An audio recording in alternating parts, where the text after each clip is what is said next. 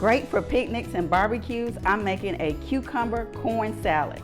I'm going to start off with a can of corn that I have drained. I'm putting in cucumbers. I have cherry tomatoes that have been halved. And then I'm going to add red wine vinegar. I have bell peppers. And I am using green and red bell peppers. And now I'm adding all of the seasonings. So I have black pepper, I have garlic powder, cumin,